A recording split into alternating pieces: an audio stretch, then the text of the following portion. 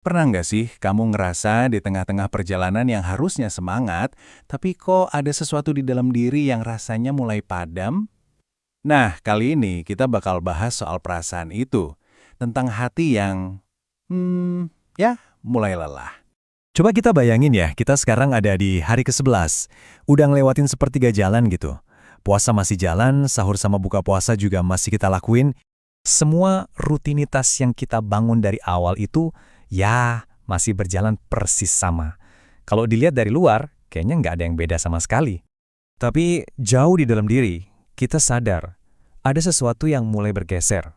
Ada yang rasanya udah nggak sama lagi kayak pas minggu pertama. Yap, semangatnya. Api yang di awal itu membara banget sekarang rasanya mulai sedikit redup. Nah, ini nih yang mau kita bedah bareng-bareng. Kita coba cari tahu, dari mana sih datangnya rasa lelah yang nggak kelihatan ini? Rasa capek yang sumbernya itu dari hati. Dan yang uniknya, ini tuh bukan soal capek fisik loh. Tubuh kita mungkin masih oke, masih kuat, tapi rasa lelah yang sebenarnya itu datangnya dari hati. Mungkin ibadah kita tetap jalan ya, tapi kok rasanya beda ya, nggak sedalam pas awal-awal. Doa-doa yang kita panjatin juga rasanya lebih kayak rutinitas, datar aja gitu, nggak ada getarannya lagi. Akhirnya kita jadi nanya ke diri sendiri kan, kenapa ya? Kok nggak sehangat dan sespesial minggu pertama? Apa yang salah nih? Pertanyaan itu ngebawa kita ke akar masalahnya. Pertarungan antara rasa melawan keteguhan. Dan inilah ujian kita yang sebenarnya. Ya gimana ya, kita sebagai manusia tuh sering banget ngandelin rasa. Kalau hati lagi enak, lagi semangat, wah kita kencang banget. Tapi kalau hati lagi biasa aja, motivasi juga langsung turun. Nah, lawannya rasa itu adalah keteguhan. Maksudnya kemampuan buat tetap komitmen, tetap teguh, nggak peduli emosi kita lagi naik atau turun. Justru kualitas ini yang sebenarnya lagi ditempa. Jadi poin pentingnya tuh ini. Mungkin kita lagi masuk ke sebuah fase di mana yang lagi diuji itu bukan perasaan kita, tapi keteguhan kita untuk terus jalan. Oke, pas semangat lagi turun, disitulah godaan buat mundur mulai muncul. Yuk kita coba kenali langkah-langkah kecil yang kadang nggak kita sadari, tapi sebenarnya ngejauhin kita.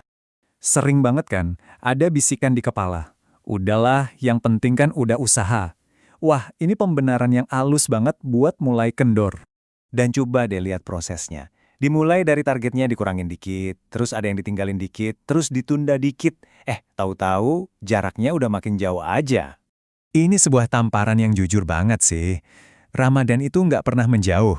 Justru kitalah yang pelan-pelan, selangkah demi selangkah, mundur. Oke. Terus gimana dong ngelawannya? Caranya, kita geser fokusnya. Tujuannya bukan lagi ngejar perasaan khusyuk, tapi membangun daya tahan biar bisa bertahan sampai garis finish. Pertama-tama, kita harus sama-sama terima dulu. Merasa lelah itu wajar banget. Itu bukan tanda kita gagal. Dan semangat yang naik turun, itu juga manusiawi banget. Nggak ada orang yang bisa terus-terusan ada di puncak semangatnya setiap saat. Tapi berhenti, nah itu beda cerita. Lelah itu kondisi, tapi berhenti itu sebuah keputusan. Dan disinilah bedanya. Jadi, apa artinya bertahan di fase ini? Ini udah bukan soal ngejar perasaan spiritual yang meledak-ledak, tapi soal hal yang lebih simpel. Tetap hadir, tetap berdiri, dan tetap mencoba, apapun yang kita rasain. Coba deh kita renungkan ini, mungkin yang lagi dibentuk dalam diri kita sekarang ini bukanlah perasaan yang indah, tapi sesuatu yang jauh lebih kuat dan lebih abadi, daya tahan. Dan sebagai penutup, ingat ini ya, pemenang yang sesungguhnya itu bukan yang paling semangat di awal. Bukan. Tapi dia yang tetap jalan walaupun udah nggak ada sorotan lagi. Dia yang memilih untuk terus melangkah bahkan saat hatinya bilang lelah. Merekalah yang sedang membangun kekuatan sejati.